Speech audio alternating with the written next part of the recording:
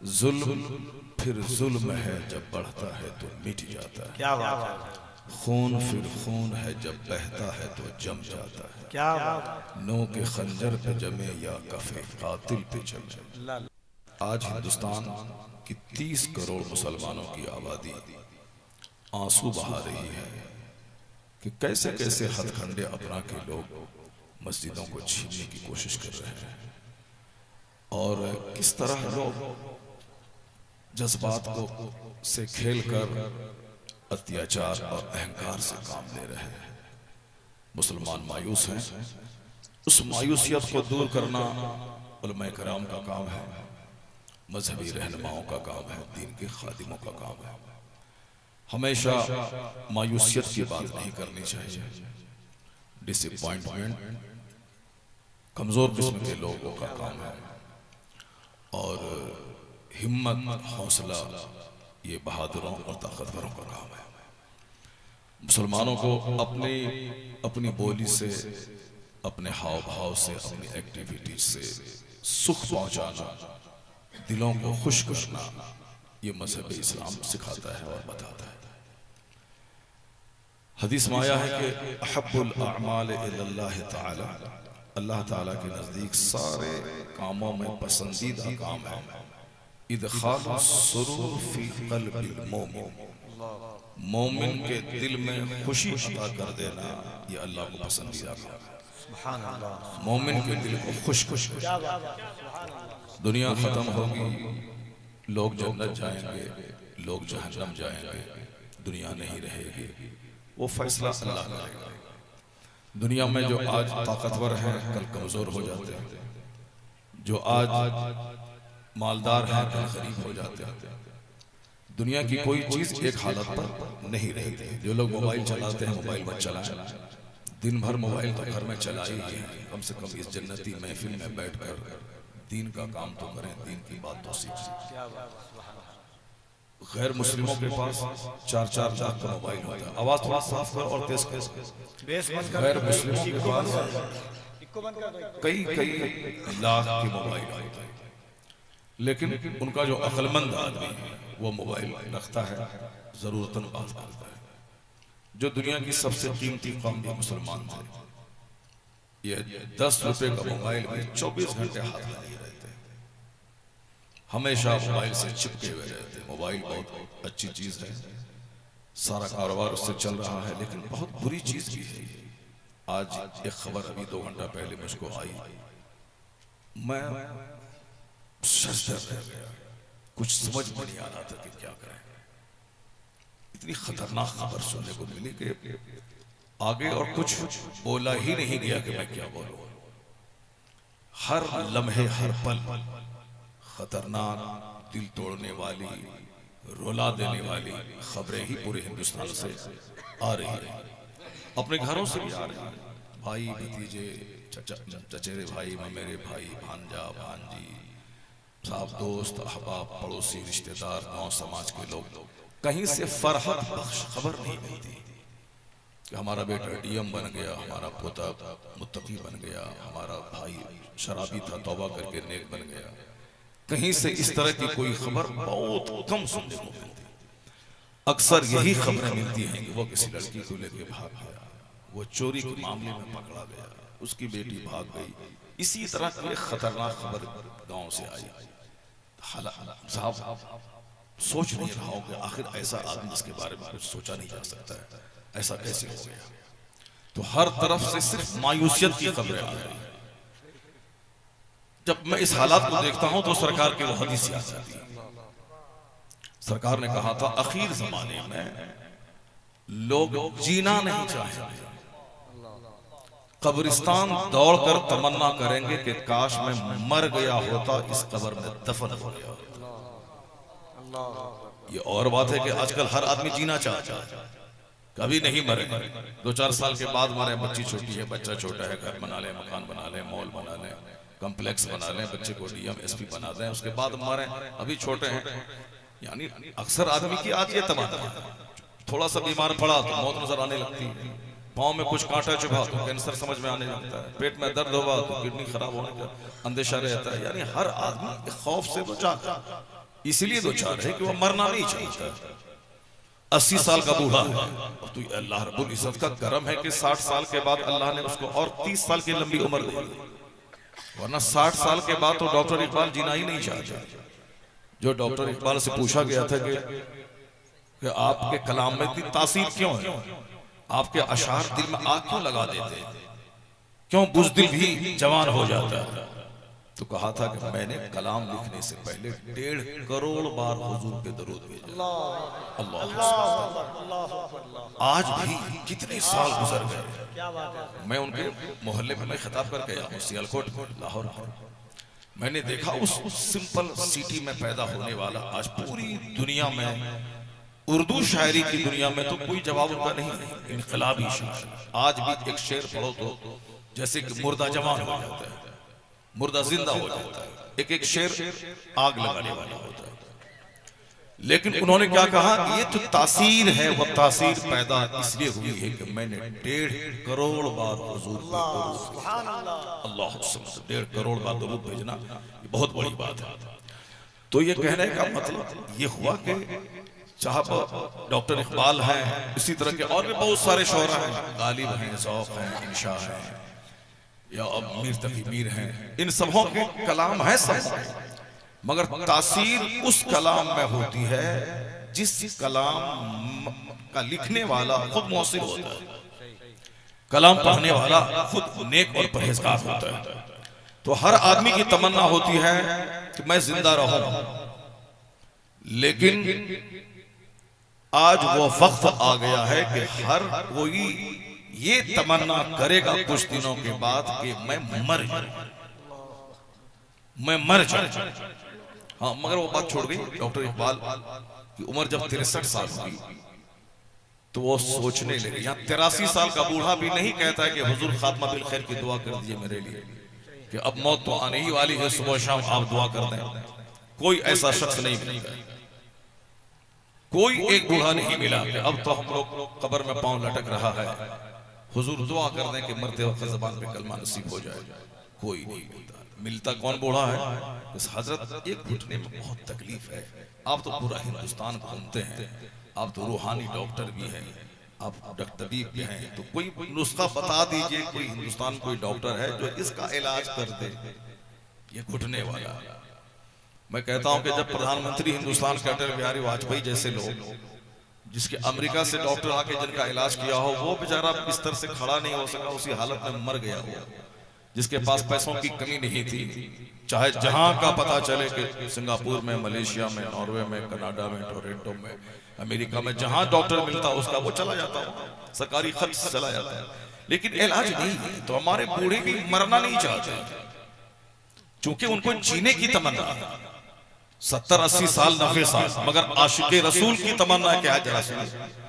Doctor Iqbal जब 63 साल के करीब पहुंच गए, 63 ईयर्स, सिद्दीक अकबर रदी अल्लाह ताला अन्हु की उम्र भी 63 ईयर्स थी, उमर फारूक रदी अल्लाह ताला अन्हु की उम्र भी 63 ईयर्स थी। क्यों? इसलिए कि इन दोनों के सरदार पैगंबर आखिर ज़मान की उम्र मुक़द्दस भी 63 ईयर्स, यानी उम्र में भी सरकार दो जहां से आगे। तो डॉक्टर इकबाल सच्चे आशिक़ रसूल थे। जब 63 के करीब पहुंचे तो बेचैन से रहने लगे, कहीं मेरी उम्र सरकार दो जहां की ज़ाहिरी उम्र से आगे न हो जाए। अल्लाह, तो दिल से उनकी दुआ की उन्होंने, अल्लाह रब्बुल इज्जत ने दुआ कबूल की और 63 से पहले ही उनका इंतकाल हो गया। आशिक़ रसूल। और ये 83 साल उम्र है हमारे दादा की, हमारे सामने बैठे हुए लोगों की, और उनसे कहें कि भाई अब क्या इलाज कराने का, घुटना और टखने का? हदीस में तो आया है कि 2 मर्ज का कोई इलाज नहीं है, एक मौत का इलाज नहीं है और एक बुढ़ापे का इलाज नहीं है। इसके अलावा हर दर्द की दवा है दुनिया में, कैंसर की भी, किडनी की खराबी की भी, ब्रेन हेमरेज की, सब हर मर्ज की दवा, लेकिन बुढ़ापे की कोई दवा नहीं है। बुढ़ापा खुद एक मुस्तकिल मर्ज है। बुढ़ापे में सिर्फ सब्र कर, दर्द होगा, ये बोलना नहीं है कि यहाँ दर्द हो रहा है, पैर में दर्द हो रहा है, जितना बोलेंगे वो दर्द और शदीद होता चला जाएगा। बस समझ लें कि बुढ़ापा एक मुस्तकिल मर्ज है। कभी दांत, कभी आंख, कभी सर, कभी कान की आवाज, कभी पेट में कॉन्स्टिपेशन, कभी लूज मोशन, कभी यहाँ दर्द, कभी वहां दर्द होना है। उधर तवज्जो ही नहीं देनी है। तवज्जो सिर्फ ये रहे कि जिस वक्त भी मौत आए उस वक्त लेटरिन में नहीं रहूं, हालत सजदा में। जब मौत आए तो ज़बान पे कलमा और दुरूद, ये तमन्ना होनी चाहिए। तो बस उसी हिसाब से अल्लाह मौत अता कर देगा। क्योंकि जो आदमी जिस तरह की सोच में रहता है, अल्लाह रब्बुल इज्जत उसको उसी तरह से नवाज देता है। एक बहुत बड़े बुजुर्ग हिंदुस्तान के थे, हमारे डॉक्टर खान साहब ने कहा कि आइए उस बिस्तर पे बैठे जिस बिस्तर पे ताजुल शरिया 12 बार बैठ चुके हैं। अल्लाह, मैं दंग रह गया पूरे हिंदुस्तान में। हालांकि ताजुल शरिया बहुत जगहों पे गए, हर जगह गए, मगर ये नहीं कोई बोला कि इस बिस्तर पे बैठे जिस पे 12 बार ताजुल शरिया बैठ चुके हैं। अगर ये शरफ किसी शहर को मिला है तो आपका धन्यवाद है, जिसमें खान साहब ने कहा कि हमारे घर में 12 बार ताजुल शरिया आ चुके हैं। अल्लाह तबारक व तआला बुजुर्गों की बरकतों से इन्हें मालामाल फरमाए। कोई जाइएगा नहीं, जाएंगे नहीं आप लोग। ऐसा नहीं कि बस 5 मिनट है और चले गए। अभी एक 2.5 घंटे की लंबी तकरीर सुननी है आपको, 2.5 घंटे की लंबी तकरीर सुननी है। और उस तकरीर मैं अभी शुरू करूंगा अभी थोड़ी देर के बाद। मैं पहले आपको कुछ बातें बता दूं तमहीदी तौर पर, ताकि आपका दिल खुश हो जाए और आप तकरीर सुनने के मूड में आ जाए। वैसे तो अगर आप बोलेंगे नहीं आधा घंटा ही बोलिए, आधा घंटा ही बोल दूंगा, कोई दिक्कत की बात नहीं है। जुमा के दिन मैं खड़ा होता हूँ मस्जिद में, 25 से 30 मिनट खिताब करता हूँ। कभी कभी 30-40 मिनट की महफिल में 10 मिनट भी खिताब करता हूँ। और कभी अपने मदरसे में कोई फंक्शन होता है तो 5 मिनट भी बोल देता हूँ। और कभी जरूरत पड़ती है तो 5 घंटे भी खिताब होता है। अल्हम्दुलिल्लाह, सुभान अल्लाह। मैंने अपनी जिंदगी में 5 घंटे के करीब खिताब किया है नेपाल की सरजमीन पे। और 2.5-3 घंटे 4 घंटे तो फैजी भाई की जबानी, तो आपका तो 2.5 घंटा, एक घंटा आपका 2.5 घंटा होता है। ये कहते हैं कि आपका 1 घंटा, आपका 2.5 घंटा 1 घंटा होता है, 3 घंटा 1 घंटा होता है। कब आप रुकेंगे, कब आप थकेंगे? आप क्यों नहीं समझ रहे अपने आप को कि हमारी उम्र 50 प्लस हो गई है? ये समझते मैं 60 प्लस हूँ, मगर ये भी जान लें फैजी भाई मैं 60 प्लस नहीं हूँ, मैं 50 प्लस अभी हूँ। 50 प्लस कोई खास बात नहीं है। यहाँ तो 63 साल के लोग शादी कर रहे हैं और अभी तो 50 प्लस ही हमारी उम्र हो रही है। शादी हमारे बुजुर्गों ने 80 साल में भी किया है, घबराने की कोई बात नहीं है। ये तो वक्त की बात है। आजकल 25 साल का जवान शादी की पहली रात में रो के घर से निकलता है, डॉक्टर के पास जाके टिकिया मांगता है, रोता है, शादी टूट जाती है तलाक पे, क्योंकि लड़का नामर्द है। और यहाँ 90 साल का आदमी शादी करके 2 बच्चे पैदा कर रहा है। तो उम्र की कोई कैद नहीं है। अल्लाह अगर अच्छी सेहत दे तो 90 साल भी 25 साल के बराबर लगता है। तो अच्छी सेहत गुनाहों से नहीं मिलती, अच्छी सेहत झूठ बोलने से नहीं मिलती, अच्छी सेहत आवारागर्दी से नहीं मिलती, अच्छी सेहत सजदा तिलावत जिक्र खुदा से मिलती है। अगर अच्छी सेहत चाहिए तो खूब कुरान का मुताला करें। 90 साल की उम्र में भी बगैर चश्मे के आप कुरान पाक पढ़ेंगे। और फिर ये दाढ़ी के बाल मूंडे नहीं, दाढ़ी रखिए शुरू से ही। 90 साल की उम्र में भी 30 साल की जवानी वाली ताकत अल्लाह अता कर देगा। चूंकि तबीबों और हकीमों का कहना है, भाई साहब आप मोबाइल चला रहे हैं, भाई साहब मोबाइल चला रहे हैं। मैं तो वही कह रहा हूँ, मोबाइल अच्छी चीज है, मगर मोबाइल को अंदर रख दीजिए। मैं कभी कभी अपने बैग में मोबाइल रख करके मैं स्टेज पे आता हूँ, मस्जिद जाता हूँ। जरूरतन जब घड़ी हाथ में नहीं रहे, घड़ी कहीं छूट गई 5-10 दिन से हमारी, इसलिए मोबाइल को रखता हूँ ताकि टाइम देख लूँ। वरना अक्सर मोबाइल में छोड़ के आता हूँ। चूंकि आदमी कमजोर पैदा हुआ, कुछ भी हुआ फट से निकाला, देखना शुरू किया। एक पीर साहब इसी झारखंड में भी आए थे एक महीना पहले। मुरीद बोला कि वो जब 1 घंटा तक बैठे रहे, 1 घंटा तक मोबाइल चलाते रहे। अब मोबाइल में जब उनका नाम लिया गया तब पीर साहब को बोला गया, हुजूर आपके नाम का ऐलान हो चुका है। अच्छा ऐलान हो चुका है? तो अब वो अल्हम्दुलिल्लाह बोला रहे। बताइए कि हजारों पब्लिक सामने बैठी है, वो क्या करेंगे? अब पीर साहब होकर के अब मोबाइल में लगे हैं, नाम का ऐलान भी हो गया, नारा लग चुका, शेर भी खत्म हो गया, उसके बाद भी मोबाइल नहीं छूट रहा। अल्लाह तबारक व तआला हम सबों को एक मिनट वक्त की कद्र करने की तौफीक अता फरमाए। मैंने कल ही एक बहुत बड़े इज्तिमा में मैंने बताया है उड़ीसा में, 5:30 पे अगर सहरी का टाइम खत्म होता है तो 5:30 से पहले बीवी भी हलाल है, पानी भी हलाल है, दाना भी हलाल है, लेकिन 5:30 के बाद अब पानी पीना हराम, खाना खाना हराम, बीवी से सोहबत करना हराम। 1 मिनट पहले हलाल, 1 मिनट पहले हराम। 1 मिनट पहले हलाल, 6:35 में इफ्तारी करनी है तो 6:34 में हराम, 6:35 के बाद हलाल। एक मिनट, साल के 360 दिन में एक दिन बाकी रहा, 1 करोड़ मेरे पास है, 2.5 लाख ज़कात फर्ज है, लेकिन कम जब साल लग जाए और साल लगने से 1 दिन पहले मैं वो रुपए या अपने बच्चों को दे दूं, बीवी को दे दूं या खर्च कर दूं, कोई ज़कात नहीं है। ज़कात फर्ज होने के लिए हौलाने हौल जरूरी। हज के लिए कोई 364 दिन अरफात में बैठा रहे, हज नहीं होगा। जिलहिज्जा की 9 तारीख को हालत एहराम में वहां जाके सो जाए, हाजी कहला जाए। क्या तमसील है, वाह वाह वाह। 1 मिनट पहले हलाल, 1 मिनट के बाद हराम। साहब, एक मिनट जिस मजहब में कीमती हो, उस मजहब का फॉलोवर से आगे न कोई यहूदी होगा, ना कोई नसरानी होगा, ना कोई हिंदुस्तान का हिंदू होगा। तू मुस्तफा का गुलाम बन, एक मिनट की कद्र कर, दुनिया का कायद और इमाम तू ही होगा। नारे तकबीर, नारे रिसालत, शरीयत मुस्तफा, उम्मत मुस्तफा। और ऐसा नहीं है कि हम लोग कमजोर हैं। जो समझता है कि कोर्ट और का गलत इस्तेमाल करके हम सब दिन हाकिम बने रहेंगे, तुम्हारी अक्ल मेरे सामने गधों से बदतर है। तुम्हारी कोई हैसियत नहीं है मेरे सामने। जो फैसला ना कर सके कि गधा खुदा है, कि सांप खुदा है, कि बैल खुदा है, कि छिपकली खुदा है, कि जंगल खुदा है, कि झाड़ खुदा है, कि पहाड़ खुदा है, कि सूरज खुदा है, कि चांद खुदा है, जो फैसला नहीं कर पाया वो क्या दुनिया चला पाएगा, उसके आगे गालिब हो पाएगा। जो खुदाए वाहिद का परस्तार है, उससे मुकाबला जंगल झाड़ का पुजारी कर ही नहीं सकता। ये तो हम आज इख्तलाफ से, इंतशार से, बदअमली से, मस्जिदों को वीरान करने से हम जलील हो गए हैं। लेकिन जिस दिन मुस्तफा के गुलाम बने, अमेरिका से लेके मलेशिया तक, यहां से लेके वहां तक, कोई झाड़ का पुजारी नहीं, मुस्तफा का गुलाम ही हुकूमत करे। ये तो हम कमजोर हैं, हम बदअमल हैं। हमने नमाज छोड़ दी, हमने मदरसा छोड़ दिया, मदरसे पे गैरों का कब्जा, मस्जिदों पे गैरों का कब्जा। जिस दिन ये सोया हुआ शेर जाग गया, ये सारे जंगल झाड़ वाले की औकात याद दिला दी जाएगी कि हिंदुस्तान में 1000 साल तक कलमा पढ़ने वाला शासन किया है, ये मुल्क हमारा है। रूम और जापान पे मुसलमानों ने शासन किया है।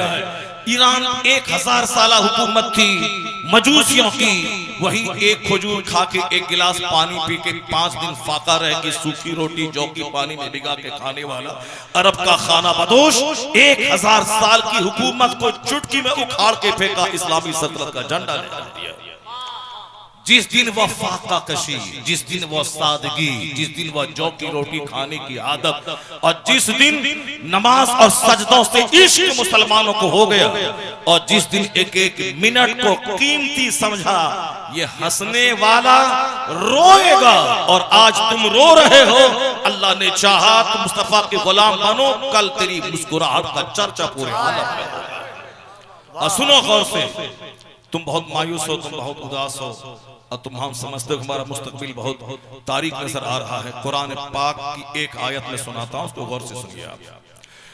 अल्लाह तबारक व तआला फरमाता है, ज़ुय्यना लिल्लज़ीना कफ़रुल हयातुद दुनिया व यस्खरूना मिनल लज़ीना आमनू वल्लज़ीना तक़ौ फ़ौक़हुम यौमल क़ियामा। अल्लाह फरमाता है, दुनिया की जिंदगी कुफ़ार और मुशरिकीन के लिए अल्लाह ने सजा दिया। हमारे बहुत सारे लोग उनका तलवा चाट रहे हैं, उनका झोला ढो रहे हैं।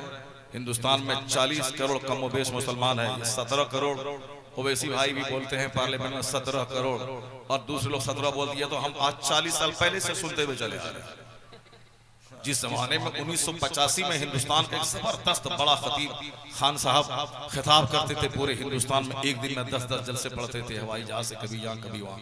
उस जमाने में भी वो 17 करोड़ ही बोलते थे। 1986 की बात है। अगर उनकी तकरीर की किताब कहीं पे है तो आप उसमें देख लीजिए, उनकी तकरीर की कैसेट अगर कहीं है, आप लोग सुने होंगे सारे लोग।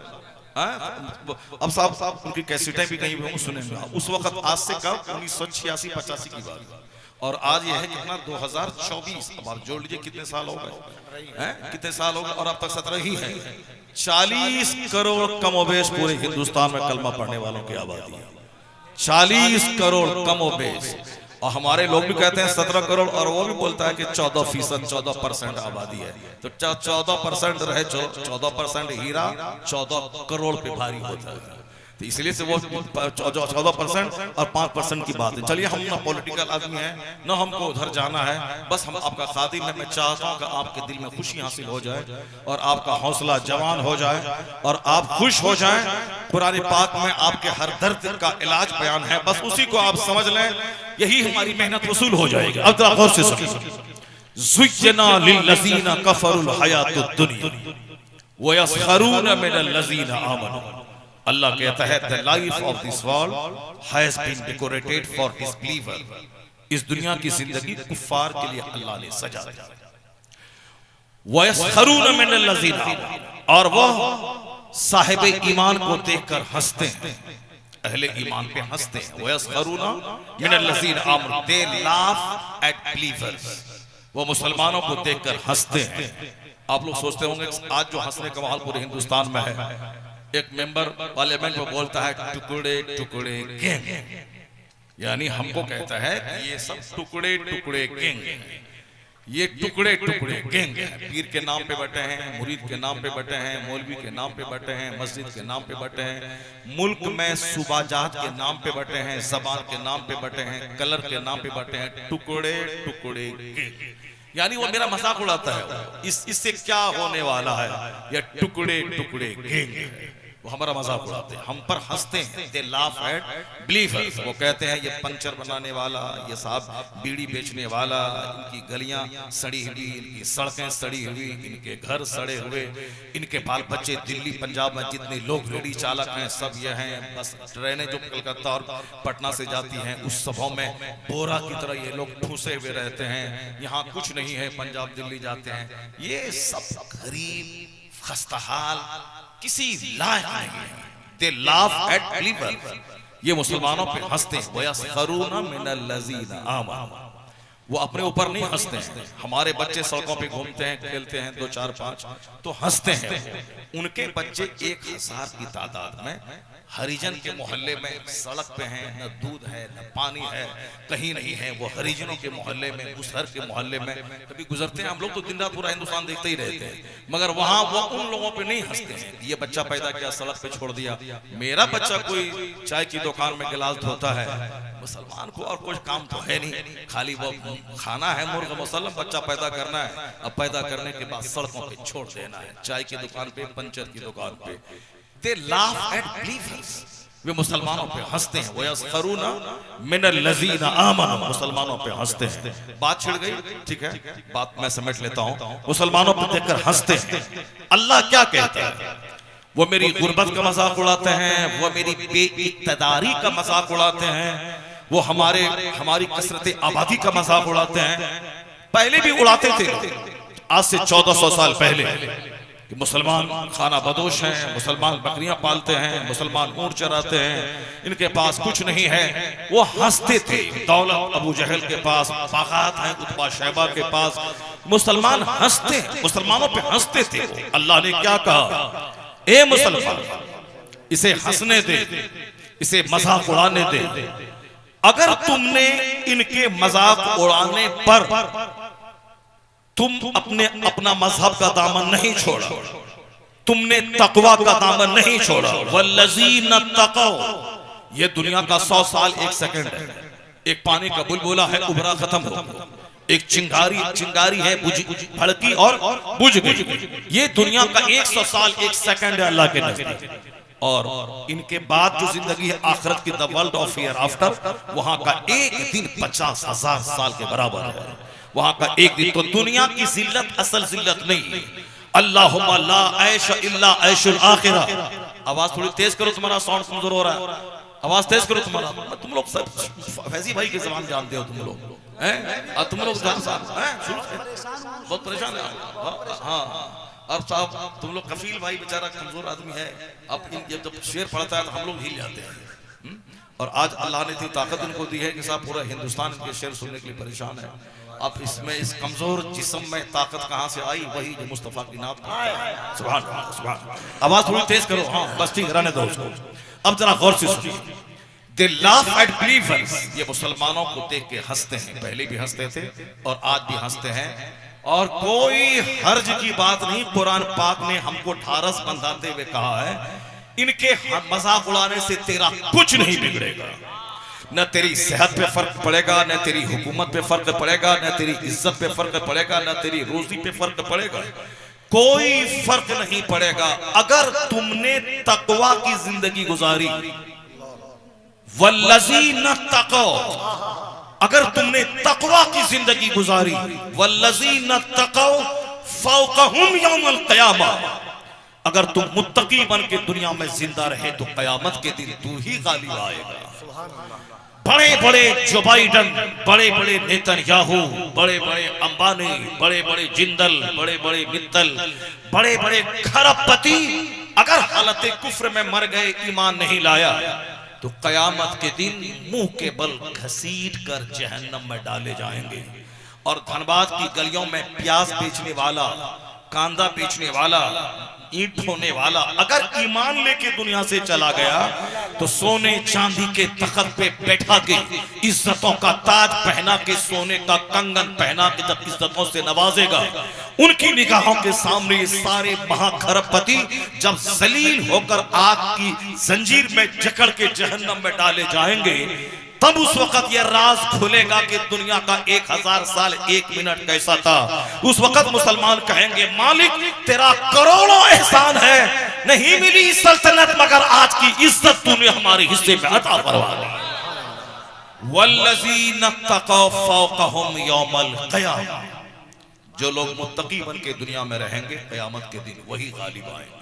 ये तो कयामत के दिन गालिब आएंगे, दुनिया में भी इज्जत उसको मिलेगी। अल्लाह फरमाता है कि जिन लोगों ने ईमान लाया, वल्लज़ीना आमनू व अमिलुस सालिहात, जो ईमान लाया और अच्छे काम किया, ईमान लाया और अच्छे काम किया, लयस्तख़लिफ़न्नहुम फ़िल अर्द, जन्नत वहां मिलेगी, इस दुनिया में हुकूमत यहां मिलेगी।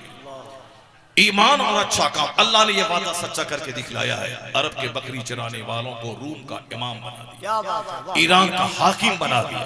मोहम्मद इब्ने कासिम उसी अरब से चल के हिंदुस्तान के सिंध आए थे, मुट्ठी भर नौजवान की टीम लेके आए थे, राजा ताहिर की कई लाख फौज से टकरा गए।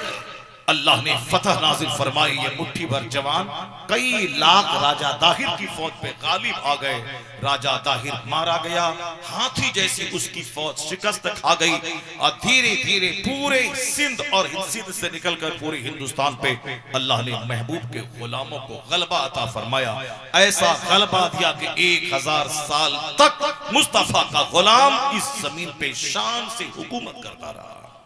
इब्तदा वही अरब के मुजाहिदीन से हुई, जिन्होंने अपना मुल्क छोड़ा, बाल बच्चों को छोड़ा, अपना वतन छोड़ के दीन का कलमा बुलंद करने के लिए घर से बाहर निकले। ये सच है, जिस दिन से मेरे दिल में औलाद की मोहब्बत, मकान की मोहब्बत, घर की मोहब्बत, ज्यादा दिन दुनिया में जीने की मोहब्बत जब से मेरे सीने में आ गई, अल्लाह रब्बुल इज्जत ने मेरी इज्जत को खतरे में डाल दिया, मेरी सेहत भी खतरे में पड़ गई। अब आज भी आवाज आती है कि अल्लाह की मदद से ही तू जीतेगा।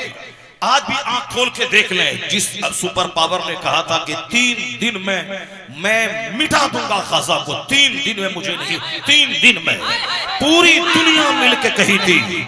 और उस पूरी दुनिया में कौन लोग थे? सुपर पावर है आज अमेरिका, सुपर पावर है बरतानिया, सुपर पावर है फ्रांस, सुपर पावर कहलाता है ये जलील इसराइल। ये सब के सब सुपर पावर्स हैं। यूरोप के लोग अपने आप को डेवलप्ड भी कहलाते हैं। ये सारे के सारे गल्फ के उस निहत्थे मजलूम बेसहारे फिलिस्तीनी मुसलमानों के खिलाफ उतर गए मैदान में, खतरनाक बम इस्तेमाल किया। 3 दिन में उसे उजाड़ देंगे। 4 महीने होने वाले हैं, उन मुजाहिदीन का कुछ नहीं बिगड़ा है। रही मौत शहादत की तो लेटरिन रूम में मरना और है, अल्लाह के नाम पे शहीद होना और है। शादी ब्याह में नाचते गाते हुए मरना और है, क़िबले अव्वल की खातिर मरना और है। एक हिंदुस्तान के लेटरिन रूम में मरने वाले, तू क्या जाने शहादत की मौत किसे कहते हैं। तुम्हारी माँ बहन बेटियां तेरी कमर पकड़ के तुझको जिहाद में जाने से रोकती हैं। फिलिस्तीन की औरतों की धूल के बराबर नहीं है मेरी बेटियां। 70 साल से बम गिर रहा है, बच्चे शहीद हो रहे हैं, पर फिलिस्तीन छोड़ के बाहर जाने का मशवरा कभी शौहर को नहीं देती। रहना यही है, आज नहीं तो कल सही कोई सलाहुद्दीन जन्म लेगा, फिलिस्तीन आजाद होगा, क़िबले अव्वल को आजादी मिल जाए।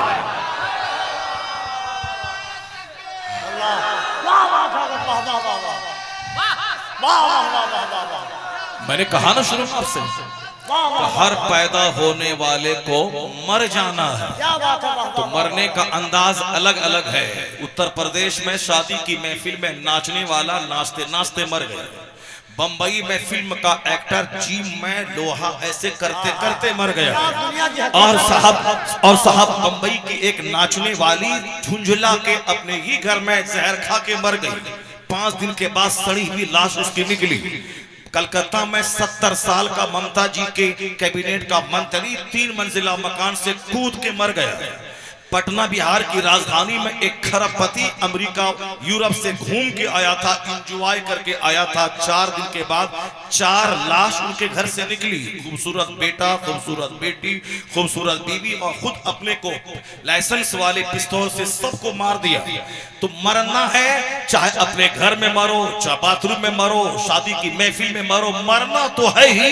जब मरना ही है तो बेहतर है वह मौत जो क़िबले अव्वल के लिए आ जाए, वह मौत जो फिलिस्तीन की आजादी के लिए आ जाए, वह मौत जो हालत सजदा में आ जाए। तुम बोलेगा तुम नहीं मरेगा क्या मौलाना? हाँ, मैं भी मरूंगा, मैं भी मरूंगा। गुटखा खाने वाला भी मरेगा, मैं भी मरूंगा। नाचने वाला मैं भी मरेगा, मैं भी मरूंगा। तवाइफ के कोठे पे गंदा काम करने वाला भी मरेगा, मैं भी मरूंगा। ताश खेलने वाला, शराब पीने वाला भी मरेगा। फर्क यही है कि कारी रज़ियुल्लाह जिक्र इलाही करते करते मर गया, तो जिक्र करते करते मरना और है, सजदा करते मरना और है, जलसे में नाच सुनते हुए मरना और है, मस्जिद में नमाज पढ़ते हुए मरना और है, तवाइफ के कोठे पे मरना और है। एक खुशनसीब हो के मरा, एक जहन्नमी बदनसीब हो के मरा। नारे तकबीर, दोनों हाथों को उठाकर नारे तकबीर, नारे रिसालत, अज़मते मुस्तफा, दीने मुस्तफा। हर पैदा होने वाला मरने के लिए ही पैदा होता है। क्या बात है? हर पैदा होने वाला मरने के लिए ही पैदा होता है। तो जो जिस तरह से जीता है अल्लाह तबारक व तआला उसके लिए उसी तरह की मौत अता कर देता है। मैंने कहा ना, सरकार ताजुल शरिया उस घर में 12 आया। 4 साल की उम्र से नमाज पढ़ते थे, 7 साल की उम्र से वह रोजा रखते थे। सफर में, हजर में, अमेरिका में, यूरोप में, बिहार के देहात में, झारखंड के जंगल में, बंबई के महल में, हर जगह पे नमाज पढ़ते थे। अल्लाह ने ऐसी मौत अता फरमा दी कि जुमा का दिन था। जुमा का दिन असर की नमाज अदा करने के बाद मगरिब की नमाज का इंतजार है। ये सारे उलमा कराम बताएंगे आपको कि जो मस्जिद में या घर में नमाज के इंतजार में रहता है वो हालत नमाज में रहता है। इसीलिए मस्जिद जब कभी जाएं तो घड़ी की तरफ मत देखें और आगे जितनी भी घड़ियां हैं मस्जिद में सारी घड़ी उतार दें। सिर्फ जुमा के दिन इमाम साहब टाइम देखने के लिए पीछे एक घड़ी लगा दें, उसको देखें। वरना ही तो यह दांत टूटा बूढ़ा तस्बीह क्या पढ़ेगा, वो घड़ी कोई देखता रहता है। और जहां 1 मिनट लेट इमाम आया तो पीछे ऐसे देखता है और इमाम का चेहरा को घूर के देखता है जैसे कि नमाजी उसको खा जाएगा उसको। इसीलिए सामने घड़ी वड़ी मत रखें। और फिर आप सच्चे नमाजी हैं, मस्जिद में जाएं तो कहें कि इमाम साहब 5 मिनट लेट से ही आए ताकि 5 मिनट हालत नमाज में रहने का अजर मिल जाए। जो इंतजारे नमाज में रहता है वो हालत नमाज में रहता है। और कम से कम ये 5 मिनट इंतजारे हालत नमाज का भी, और 5 बार 50 बार दुरूद पढ़ लेगा 5 मिनट में बंदा। तो इमाम साहब लेट से आए ताकि कसरत से नेकी करने का मौका मिल जाए। अब जरा गौर से सुनिए, नमाज अस्र के बाद मगरिब का इंतजार है। उसी हालत में अजान होती है, जबान पे लफ्ज़ अल्लाह का विर्द जारी होता है। इंतजारे नमाज में है। मैंने किताब में पढ़ा है कि इंतजारे नमाज में, हालत नमाज में अब्दालों को अल्लाह मौत देता है। तो जो मौत अब्दालों की होती है वही मौत अल्लाह ने ताजु शरिया को अता फरमाया। अस्र की नमाज के बाद मगरिब के इंतजार में है, यानी हालत नमाज में है। जो 4 साल की उम्र से नमाजी हैं, अल्लाह ने जिंदगी का आखिरी दिन भी नमाज के इंतजार में आपको रखा, उसी हालत में मौत अता की। तो गुटखा खाने की प्रैक्टिस करने वाला कलमा पढ़ने की फुर्सत नहीं पाएगा। बीड़ी और सिगरेट पान 24 घंटे चबाने वाला वो कलमा पढ़ने की भी फुर्सत उसको शायद नहीं मिल पाएगी। और जो जबान खाली करके बाइक चलाते हुए कलमा पढ़े, हवाई जहाज पे सफर करते हुए कलमा पढ़े, कार चलाते हुए कलमा पढ़े, बिस्तर पे कलमा पढ़ते पढ़ते सो जाए, कलमा पढ़ पढ़ के उठ जाए, हर हालत में जब भी मौका मिले कलमा पढ़े, तो अल्लाह जब मौत देगा वहां कोई तलकीन करने वाला नहीं मिलेगा कि कलमा पढ़ो, तो अल्लाह का फरिश्ता उसे कलमा याद दिलाएगा, वो कलमा पढ़ेगा, अच्छी मौत मरेगा। हर वक्त जबान पे कलमा जारी रखे। अल्लाह तबारक व तआला हम सबों को अच्छी मौत अता फरमाए, मरते वक्त जबान पे कलमा नसीब फरमाए। इसी तरह तमहीद में कहते रहूंगा तो 2 घंटे तमहीद में गुजर जाएंगे। फिर जब मैं तकरीर शुरू करूंगा तो फिर उसके लिए 2-2.5 घंटे चाहिए। अब बहुत लंबा टाइम आपका हो जाएगा, मगर आप शायद सह नहीं पाए। तो आपको तैयार है कि 2 घंटे की तकरीर आप समाप्त कर सकें? आप तैयार हैं? आप जरा हाथ उठा के बोले सुभान अल्लाह। हाँ, सोए बहुत हैं आप, आज जागिए। सोए बहुत हैं, आज जागने की रात है, आज कुरान सुनने की रात है। सुने आज कुरान। कुरान शरीफ इसलिए नाजिल हुआ है कि किताबुन अंज़लनाहु इलैका मुबारकुन लियदब्बरू आयातिही व लियतज़क्कर उलुल अलबाब। अल्लाह कहता है हमने ये किताब नाजिल की है बरकत वाली, ताकि लोग इसकी आयतों को पढ़ें और उस पर गौर व फिक्र करें और अक्लमंद नसीहत हासिल करें, अक्लमंद नसीहत हासिल करें। तो कुरान पाक सिर्फ माँ बाप के मरने के बाद 40वां में बगैर समझे मुझे पढ़ने के लिए नाजिल नहीं हुआ, बल्कि क्यों नाजिल हुआ है? किताबुन अंज़लनाहु इलैका मुबारकुन लियदब्बरू आयातिही, ताकि लोग कुरान करीम की आयतों पे गौर करें, रिसर्च करें, मेडिटेट करें, कंसीडर करें, उसमें पॉन्डरिंग करें, उसमें थिंकिंग करें, अंडरस्टैंडिंग से काम लें। तो गोया कुरान करीम की एक एक आयत मुतालबा करती है कि तुम गौर करो, फिक्र करो, सोचो। फिर क्या होगा? सोचने के बाद वलियतज़क्कर उलुल अलबाब, अक्लमंद की आंख खुलेगी, अक्लमंद का ईमान मजबूत होगा, अक्लमंद पहाड़ से टकरा जाएगा। चूंकि the Quran word to word is the resource of energy. Quran हर्फ बहर्फ ताकत हासिल करने का जरिया है। ये डॉक्टर लेविल पावर एक बहुत बड़े एस्ट्रोलॉजिस्ट हैं फ्रांस के, उसने कुरान पाक के पर रिसर्च करने के बाद उसने कहा है कि the Quran word to word is the resource of energy. Quran हर्फ बहर्फ ताकत का खजाना है, ट्रेजरी ऑफ पावर है, वो कुव्वत हासिल करने का माध्यम है जो रीडर और लिसनर, पढ़ने वाले और सुनने वाले दोनों को बराबर ये खजाना कुरान मुंतकिल करता रहता है। साल में 1 महीना पूरा कुरान इसीलिए सुना जाता है ताकि साल के 11 महीने कुरान पाक की दी हुई एनर्जी से मुसलमान काम लेते रहे। मगर चूंकि हमने कुरान के पाक के साथ अच्छा सलूक नहीं किया, यही वजह है कि आज कुरान ताक पे रहता है, मेरी निगाहों के सामने अखबार रहते हैं। कुरान करीम मदरसे के बच्चों के लिए है और हमारे लिए फिजिक्स है, केमिस्ट्री है, बायोलॉजी है, एस्ट्रोलॉजी है, एस्ट्रोनॉमी है।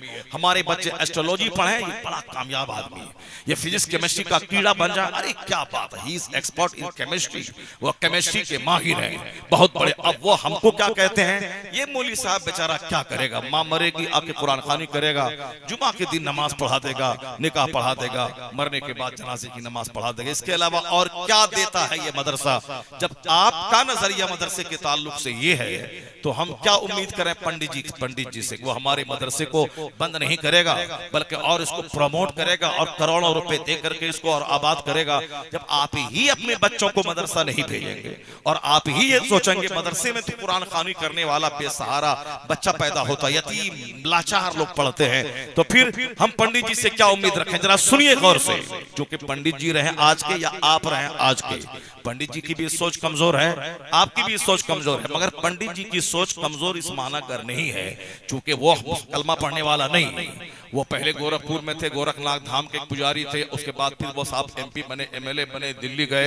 मगर सबसे बड़ी बात यह है, मैं गौर करता हूँ, वो बंदा जब पुजारी था, आजकल हमारा आदमी जब गरीब रहता है तो मौलवी साहब के पास आता, हजरत दुआ कीजिए, दुआ कीजिए, दुआ कीजिए। अब दुआ करने के बाद थोड़ा कारोबार चलने लगता है तो फिर उसके बाद वो मौलवी से जुदा हो जाता है और फिर अपनी अलग दोस्तों की दुनिया बनाने लगता है कि मैं पैसा वाला हूँ, मेरे फ्रेंड सर्किल भी पैसा वाला होना चाहिए। वो उन बातों को भूल जाता है कि फजर के बाद इमाम के हुजरे में, जोहर के बाद इमाम के हुजरे में हजरत दुआ कीजिए, बाहर जा रहा सलाम करके, मुसाफा करके, हाथ अपने सर पे लेके, चूंकि माल थोड़ा हुआ, वो समझ गया कि मेरी मेहनतों से माल हुआ है, ये इमाम साहब की दुआ का कोई दखल नहीं, बेचारा खुद बेसहारा, हमारे तनख्वाह, हमारे महाना चंदे पे जीता है, ये क्या हमको दुआ देगा।